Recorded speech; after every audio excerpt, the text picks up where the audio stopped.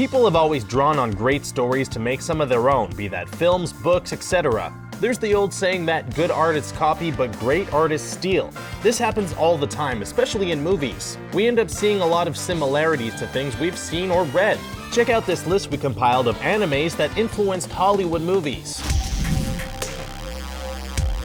Don't forget to click that subscribe button below and join our notification squad to watch other awesome videos. Also, can you guess which movie these emojis are hinting at? Stay tuned to find out shortly following the video. I partake not in the meat, nor the breast milk, nor the ovum. Naruto and Scott Pilgrim vs. the World. Edgar Wright's Scott Pilgrim vs. the World, released in 2010, was of course adapted from Brian Lee O'Malley's comics of the same name. It seemed Wright primarily drew inspirations from video games and martial arts for his movie. You can tell that Brian Lee O'Malley's comic books were heavily influenced by Japanese manga, and has anime written all over it.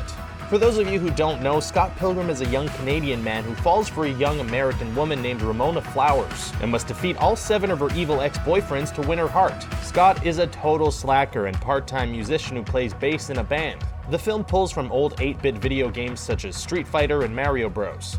During the final boss battle with Gideon Graves, played by Jason Schwartzman, he uses hand signs straight from the popular manga and anime Naruto to summon his digitized sword. Naruto's an adolescent ninja who has dreams of becoming the leader of his village, and searches for recognition from those around him. It's widely popular around the world and has a coming-of-age theme, making use of cultural references from Japanese mythology and Confucianism.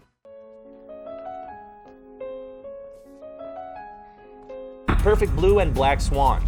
Darren Aronofsky's Academy Award-winning film Black Swan, released in 2010, left a lot of us speechless at the end of the movie. If you didn't know, the movie was heavily influenced by Perfect Blue, a masterpiece by Satoshi Kon released in 1997. When Aronofsky was talking about Black Swan for award season, he acknowledged similarities to Perfect Blue, but he insisted he didn't draw any inspiration from it. However, both films center around a talented young girl who alienates her friends and overbearing mother in order to achieve fame. Both characters also start seeing double. They're also both lost in paranoia, and their stories both eventually end in murder. As you can imagine, when anime fans saw Black Swan, a lot claimed that it was a reimagined remake of Kon's anime film. Even though Aronofsky claims that there aren't any connections, it's hard to believe, especially after gaining the rights to Perfect Blue back in 2000. It seems like it's too much of a coincidence. What are your thoughts on the matter? Have you seen either or both of these movies? Vampire Hunter D and Van Helsing.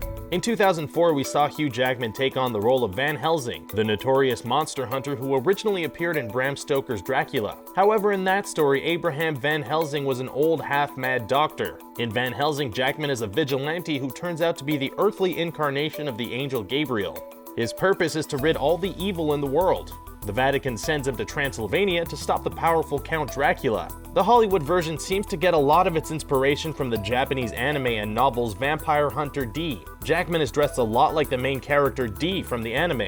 Hideyuki Kikuchi wrote dozens of novels, and there were 2 anime features that relied heavily on Western motifs. The world was a mixture of steampunk, magic, and science fiction. The half-vampire D looked a lot like a cowboy with a long black duster, a large hat, and long hair to protect him from the sun.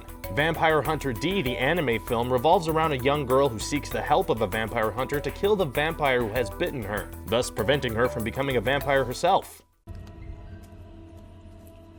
Nadia, The Secret of Blue Water, and Atlantis, The Lost Empire. Disney's Atlantis, The Lost Empire, released in 2001, was quite a bit different from other Disney movies before it. Today it may seem unique and ahead of its time, but back then it was seen as a disappointment. The animation was different and its lack of songs contributed to the backlash of the film. Disney may have been hoping it was as popular as Nadia, The Secret of the Blue Water, which shares a lot of similarities with Atlantis. Nadia, The Secret of the Blue Water is a Japanese story about Nadia, a teenage circus acrobat who's searching for her father at the turn of the 20th century. While in France, she meets up with an inventor her own age.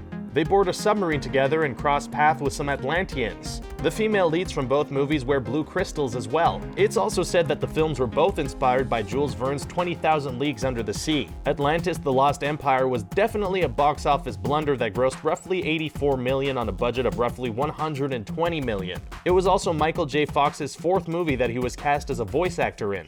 Man, it even has computer-controlled anti-lock brakes. Akira and Dark City. Dark City was released just a year before The Matrix and was another piece of inspiration for the Wachowski brothers' film. Like The Matrix, Dark City is also set in a dystopian future, and the films even share some of the same sets. Alex Proyas, the director of Dark City, has claimed that his film is the direct influence from Japanese manga series and anime film of the same name, Akira, which in turn has also been said to influence The Matrix as well. So The Matrix had inspiration from 3 different sources, 2 of which were from Japan. The manga and anime version of Akira became an instant hit and stunned readers and viewers. Akira is also of the cyberpunk genre like Ghost in the Shell and takes place in the future. The director calls Dark City an homage to Akira, and if you put the scenes side by side you can see the similarities better. The climactic battle scene in Dark City is an obvious nod to the final battle in Akira. Well, you now know that Japanese manga and anime films have had a lot of influence on Dark City and The Matrix as well. If you've seen The Matrix but not the influences from which it stemmed from, it might be cool to check them out.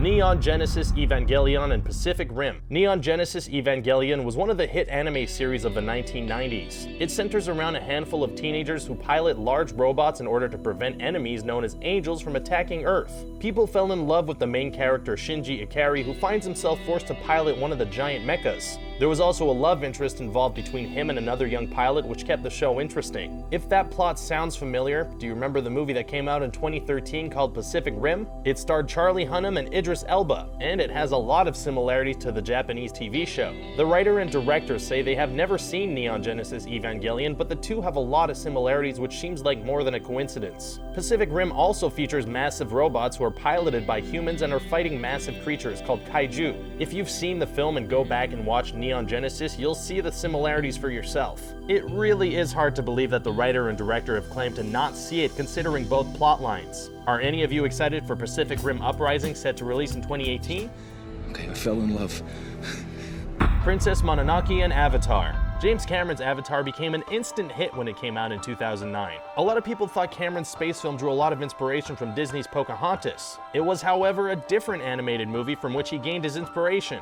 That movie was Hayao Miyazaki's Princess Mononoke. It was the first anime to gain box office traction worldwide and surprised a lot of moviegoers. It featured a lot of Miyazaki's motifs which he's known for, such as environmental degradation and a strong female hero. These are also featured in James Cameron's films. Miyazaki's film also includes a male interloper who enters a society who's very close with the land, falls in love with a female warrior, and finds himself in the middle of a war between the gods of the forest and a colony of miners who don't care about the environment. Sounds pretty familiar, right? Princess Mononoke is a great movie with an interesting story and great animation. The English dubbed version features some noteworthy actors, including Billy Crudup, Billy Bob Thornton, Minnie Driver, Jada Pinkett Smith, among others. If you haven't seen it, give it a watch and compare it to Avatar.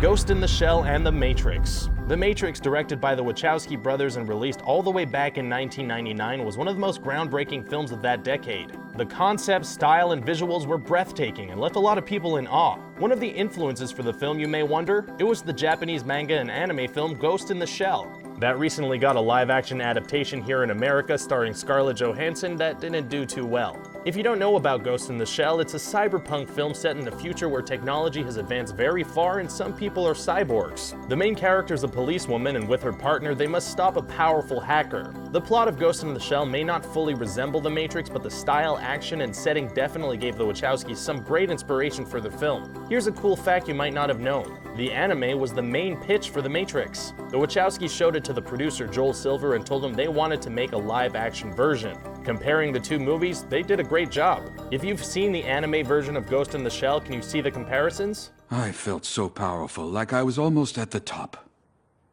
The ruler of the entire world. Paprika and Inception. Christopher Nolan's Inception captivated audiences and stirred up a lot of fan theories as to what really happened at the end of the movie. Did the top keep spinning, or did it topple? The film's visuals really set it apart from anything else we've seen before, and it seemed like one of the most original Hollywood films in years. I mean, come on, there's special operatives that go into people's minds and steal from their dreams? That's pretty cool. If you didn't know, Inception owes some of its credit to the Japanese anime film Paprika, based on the novel of the same name. The stories are slightly different, but still revolve around the concept of misusing dream technology by going into patients' minds as part of a dream therapy. Although Paprika didn't didn't go as far in the reality-bending aspect like Nolan's film, Nolan has admitted that the Japanese film was used for inspiration for Inception. A live-action version of Paprika was in development, but when Inception came out, production stopped in its tracks. It still would have been interesting if it came out to compare and contrast the two. Have any of you seen or read Paprika? If so, do you see the similarities? Kimba the White Lion and The Lion King. The Lion King is one of Disney's most beloved films of all time. If you thought the film was an original, think again. It was actually adapted from a Japanese anime series entitled Kimba the White Lion. That followed a lion named Kimba, much like Simba, who's yet to learn what it takes to lead the hard way.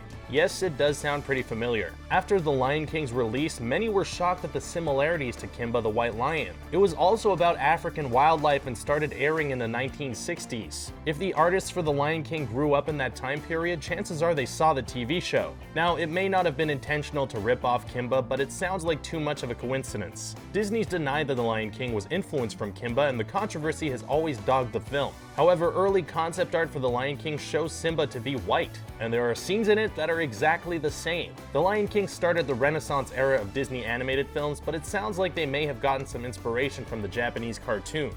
Well, that's all we have for you today, folks. What did you think of this list that we compiled for you? Are there any others that we didn't list? Have you seen any of these anime films? Be sure to like this video and let us know your thoughts in the comment section below. And before we forget, the answer to the movie emoji is... well, did you get it right? Thanks for watching.